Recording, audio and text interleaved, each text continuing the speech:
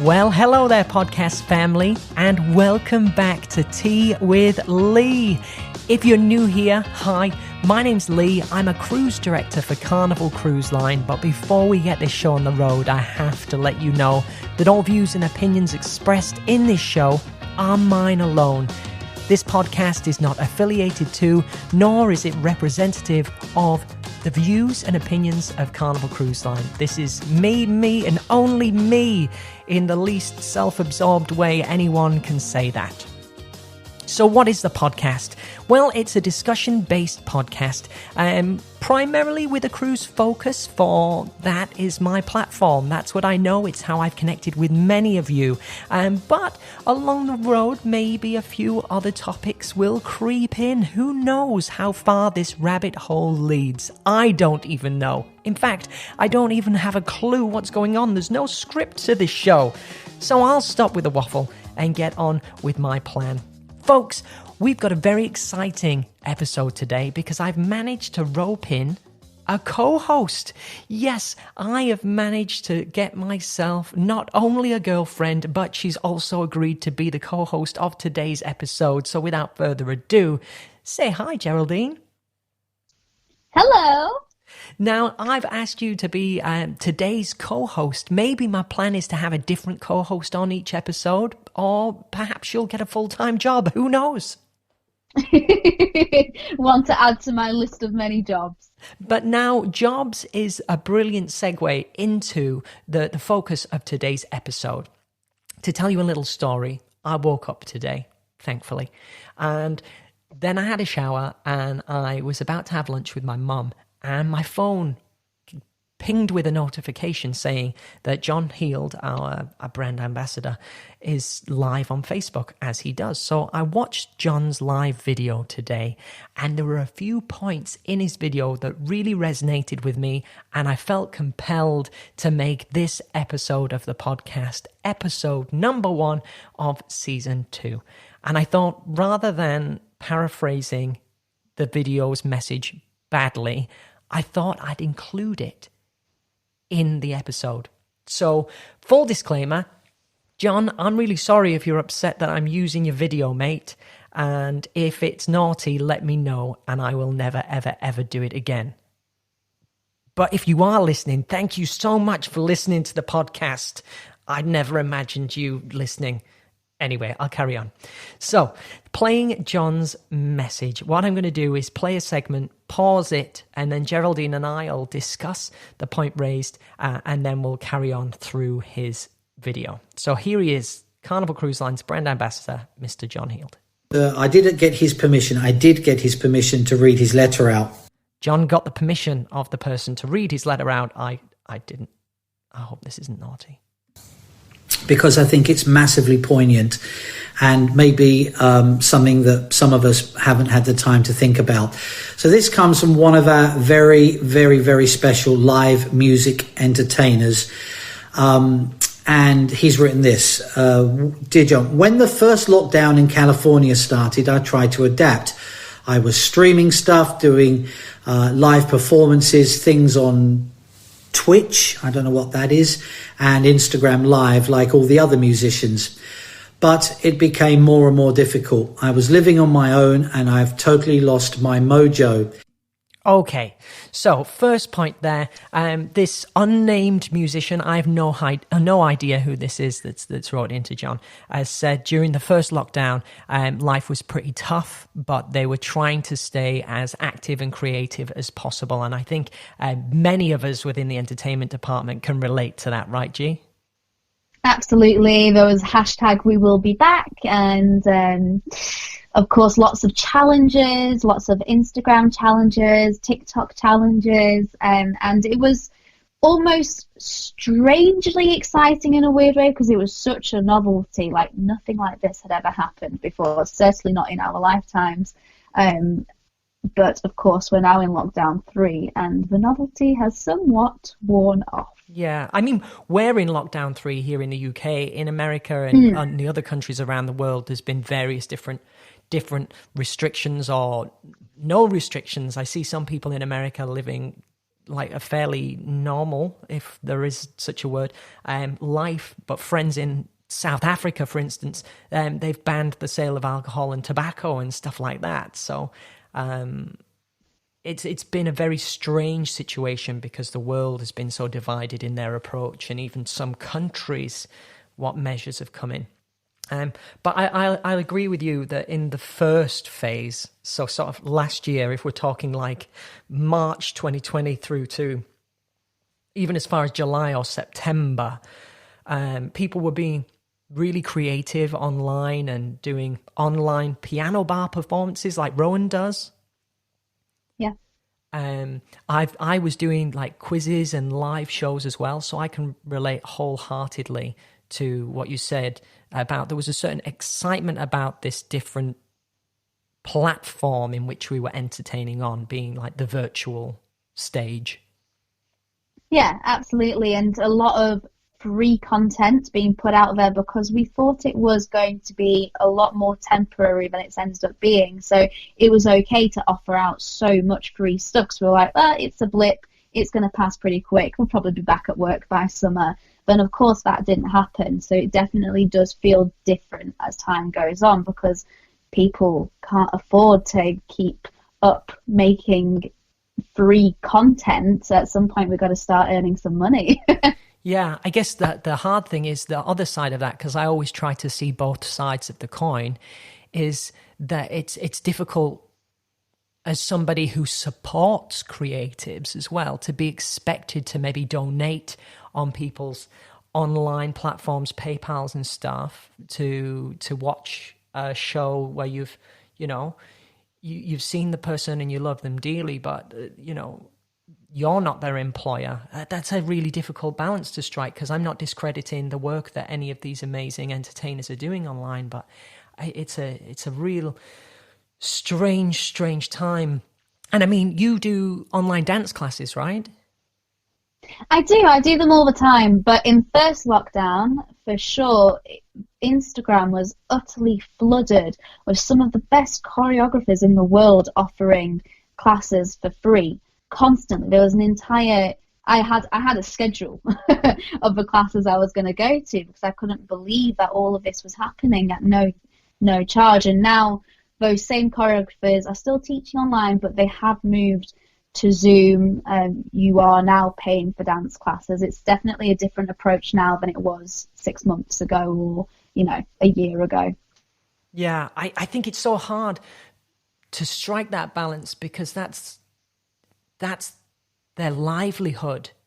And I think anybody that challenges maybe people asking for payment for their services online, they don't have, a lot of them don't have the day jobs.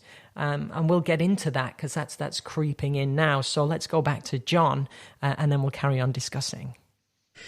It's so hard for my mental state of mind. I had to accept on a practical, economic way that I'd lost all my income, and people in day-to-day conversation did not value my job, even though they watch TV and listen to the radio. It seems live music disappeared from most people's minds. People do not seem to miss live music, but I miss the crowds, the sing-alongs, the applause, and yes, John, I miss the salary and the tips. I think that's huge. He feels like people don't miss live music. And while I feel his frustration, I miss live music. I miss live entertainment so much. So do I, absolutely. And I think we're not alone, but I can understand why it must feel like people don't miss live music because it's been so long without live entertainment, and it doesn't feel like the government or any sort of people who are of influence are really trying to bring back live entertainment at the moment. It's been so long, and I've seen recently in the news actually that certain countries, I can't actually remember which ones, but certain countries are starting to be able to have live music again with crowds of people because the virus has somewhat disappeared from their countries.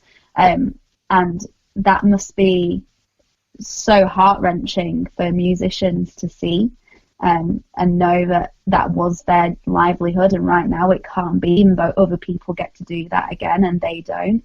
So of course it must be a very lonely feeling. Yeah, definitely. It's frustrating to see other people have what you wish you had as well. I mean, countries like New Zealand, I think, is the country that you're talking about, that's able to have festivals and concerts and stuff outdoors because of their low numbers. It's really tough to have a passion and a vocation that's also your career, how you make your money, be ripped away from you. And there's been a lot of discussion within the sort of circles of entertainers about not letting your job define who you are, and the fact that you've got more to give than just your talents. But we take so much pride in what we do as entertainers that that's really difficult to achieve that separation, right? Yeah, that's been one of my biggest discoveries in this time. I have been working as a performer for a really long time, and figuring out who I am outside of that has actually been quite enlightening, to just be me without the constant competition, the constant comparison. Obviously there are some negatives about it, you know, we all miss what we do dearly. But discovering other parts of ourselves is important too. And I've spoken to other performers who feel very much the same way, that they've discovered other sides of themselves that they didn't know they had, and that makes them really happy. So, and there's some positive upside, but it is heart-wrenching for performers at the moment. Yeah, I found it hard, I'll be honest, because my job is so dominating of my time, and my role is quite ambiguous, and I feel like my position on the ship is me and what I bring to it. So the separation of cruise director Lee and Lee is non-existent on board, because I am the product, I am the job, whereas I feel like that's a little different for you, because you bring your talent to the shows, and your job is your skills as a dancer and a performer and a singer, that you bring your talents, but you are Geraldine who is dancing. Whereas for me, my delivery of the role of cruise director and delivering the cruise in my position, that's me. I just can't be anything other than me. So that was really hard to not be a cruise director for almost a year, and to try and find that balance in myself. And I think I'm still working that out, but in saying this and thinking out loud, I think the problem is that I defined my role like me. So I'm still me. That's the difficulty there. I am never not me. And it was me that was the cruise director. I don't know, perhaps this is far too deep for people to listen to or to even try and understand. So No, I love it. And I see it, obviously I'm somebody who's very close to you, who speaks to you every day, and I'm sure your mum would say the same thing. It is that it's been quite interesting to see a much more chilled out side to you that isn't constantly on show, and you're always genuine in what you do, but the version of you that sort of relaxes back a little bit and is a little bit calmer. It's been quite interesting to watch that transition, because you really struggled at first. You struggled to sit back into just being at home. You might be here a while and you didn't like it. You didn't want to do it. You wanted to go back immediately. Yeah. So you've done really well. Yeah, I think, and it's tough to not miss it, because it is an incredible job, an incredible environment, and everything else that goes with it. But yeah, anyway, let's carry on listening to John. So the next part. I'm now working at this is a name of a store, which I won't mention just in case. And the hardest part was trying to convince an employer I'm not going to run away as soon as I can get back to what I normally do. I'll be honest, it's a total nightmare.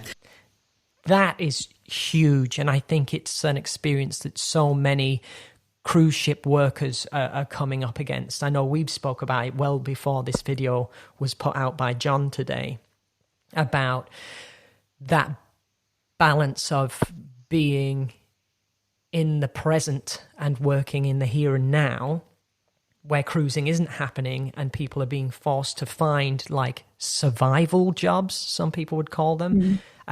For some, it's not even a survival job. For some, it's a complete change in direction. Maybe cruising is finished for them for whatever reason.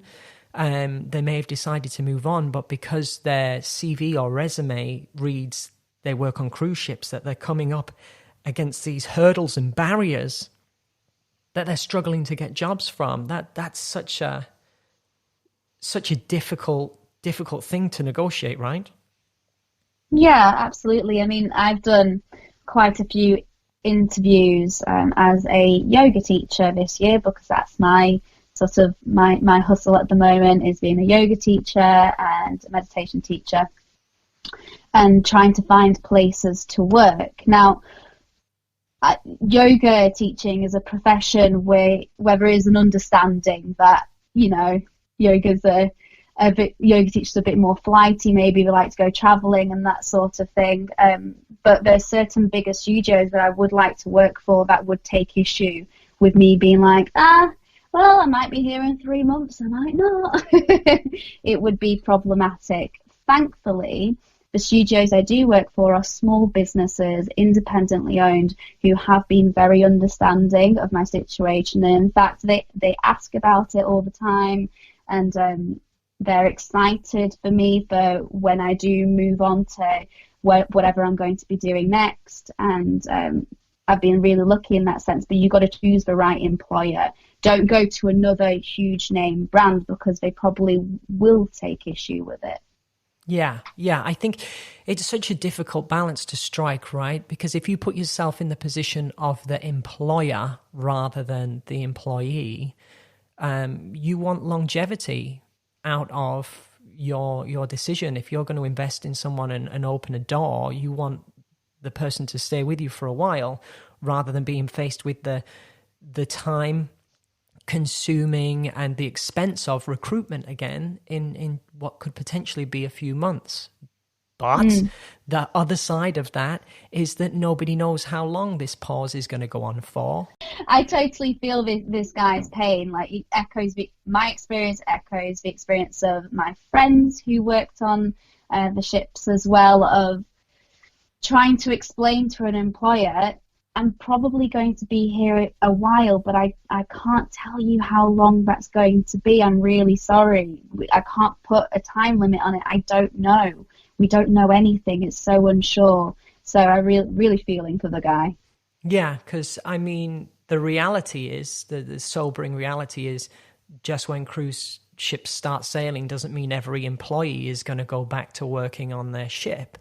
And that's probably really difficult to explain to a potential employer.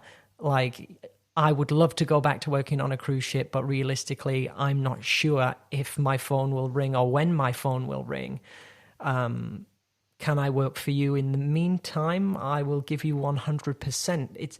You can't sell yourself as being 100% invested in your survival job without writing off what was your job. It's tough, right? You can't. I don't think you can be 100% into a survival job, because by its nature, a survival job is something that you do whilst you wait for something else. Yeah. So there's always that issue as well. Yeah, I think you've just helped me realize something, that there's plenty of people out there, like, let's step out of cruising, that find part-time work. It's not their main vocation, it's not their career, it's a part-time job. And okay, exactly. Maybe people want longevity in a person that's working casual hours or part-time. But I guess with such saturation out there in the current climate, like, there's a lot of people looking for work. It's not just cruise ships and cruise employees that are struggling and looking for work right now. I think that's a huge part of it as well. With there being so many people looking for jobs right now, employers can be picky about who they're taking on. Of course. I mean, in entertainment, but also in fitness, because as me and you have had this conversation before, I have always wanted to be a yoga teacher. I'd always said that's something I wanted to transition into whenever I decided to finish with ships. I just didn't know that this whole situation was going to happen. So I jumped on the opportunity.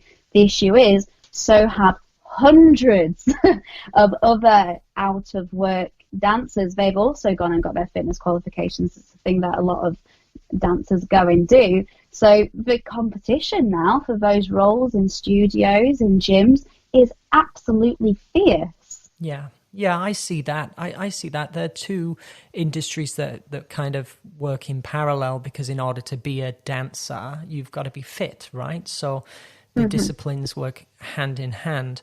And it's natural for people to go for things that they enjoy. Like me, I'm passionate about photography, and I'm looking to work freelance, just kind of doing casual bits of photography along the way. But I also am very aware that anybody that's had extra time on their hands will have picked up hobbies and skills. And for a lot of people, that has been photography. I'd like to think that I've developed a skill and an ability and an eye and a style that will help me get some sort of photography work in the meantime. But who knows? We'll see. That's untested because the UK is still locked down. Thanks, Boris. You don't even have your model with you. No, I know, but I don't charge her anyway. But yeah, so there's that. And I think that's a big thing that resonated with me when I watched this video today, that there's a lot of people, crew members, that are struggling to lock down work. And while it would be damaging to deny your cruise experience, like if you left the cruise ship work off your CV, if I did that, I wouldn't have had a job on paper for the last 6 or 7 years almost. Like, I couldn't leave that off my CV. So if there are any crew members listening to this that are thinking, I'm struggling, if I could offer any advice, I'd say do what Geraldine has said and kind of target opportunities and businesses that are going to be more receptive to the fact that you might leave. So small businesses and stuff like that are probably a little more open-minded to the fact that you could be transitioning through the position. Yeah, absolutely. And network. So for me, obviously, as a teacher, there's a network of people I can speak to and reach out to via maybe Facebook groups, that sort of thing. And network with teachers within the area I live in as well. So that when I do leave, and whenever that will be, whatever that will be for, I can already think of 3 people that could replace me that I would happily recommend for my job once I go. Yeah, but that's maybe getting the cart in front of the horse, because nobody knows when anybody is going anywhere, right? No, exactly. But I just want to make sure that I'm never letting anybody down. Right, let's jump back into John's video and see what comes up next. I just want to get back to work. 2020 was the year the music died. I hope 2021 is the year it will be resurrected. Oh, 2020 was the year the music died. This person, whoever they are, is obviously having a real struggle. But I can understand why that sentiment would be felt, that it's been tough. It's been a real challenge. And the music industry has been hit really hard. Like even the top name musicians and singers and stuff haven't been able to tour. So a lot of their livelihoods has probably been damaged by the pause. But I don't think we're experts on that. So let's move on. Yeah. So this is one of our live musicians who's now working at quite a world famous store. I don't know. Okay, so that seems to be the end of the poignant part of John's video for me anyway. But I think it has been a really tough time. And in conclusion for today's episode, I think it's so important to find your positivity and to remain positive and to find opportunities and fulfillment wherever you can, right? Mm-hmm. And understand that although maybe having cruise work on your CV right now feels like, I was about to say nail in your coffin, that's very morbid, but wow. you know what I mean. A bit of a stumbling block. Use it as your superpower. The qualities and the skills that you learn whilst working on ships are transferable everywhere. That's what makes you different from maybe other candidates, what might make you more suitable for a job.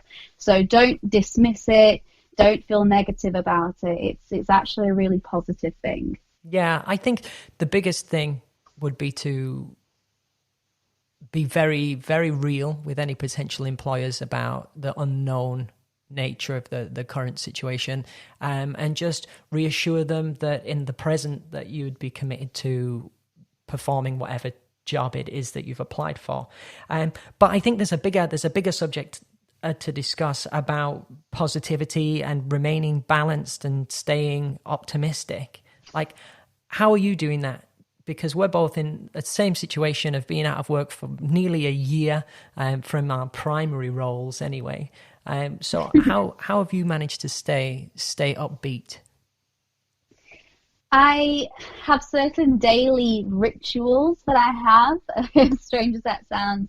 I journal every day, I meditate every day. I know that's very millennial of me, but it does keep me on the straight and narrow. It keeps me sane. And I speak to people I love every day. So I speak to you definitely every day. I speak to my parents, I speak to my best friends, and it helps to connect in that way. But by the same token, if you don't feel like talking, if you're having a day where you just need to be alone, just go out for a walk, just be on your own, just see nature. And all of those things help. Just listen to yourself and what you need on any given day. Yeah, I like having projects to focus on and things that I feel like I can accomplish. And if you are someone that is desperately needing to get work, you can make those tasks like updating your CV or resume, making a video resume, writing cover letters, updating employment profiles and registering on, careers websites and stuff like that. But who are we to coach people on getting jobs when we don't have them ourselves right now? That's rough. But anyway, I think we've run our course with today's episode. Geraldine, thank you so much for being my number 2 co-host extraordinaire. Oh, thank you. If anybody is wanting to unwind and stay positive and all of that good stuff, I would be doing her a disservice if I didn't tell you all about Geraldine's yoga and meditation and nutrition and exercise and all of that good stuff. So if you would like to check her out online, it's GG, that's GEGE, yoga.com, or if you search for GG Yoga on Facebook or Instagram, you'll find her over there. And you can check her out because she's doing wonderful, wonderful things online. that's it from me. I hope you've enjoyed this episode. A little different to what I would normally do with the season 1 episodes. Let me know what you think about it. You can join the group on Facebook. You can search for Tea with Lee podcast. You'll find us there. Or on anchor.fm. That's anchor like a ship's anchor.fm/Tea with Lee. You can leave us a voice message. I'd love to hear from you. If you've got views and opinions about today's topics, let me know. And finally, once again, John, if you are upset that I used your video, please let me know. And don't grass me into Carnival, okay? Please. Anyway, folks, that's it from me. I look forward to bringing you another episode of the podcast very soon. But for now, as always, stay up late, have fun, and make memories, all of that good stuff. And I'll talk to you soon.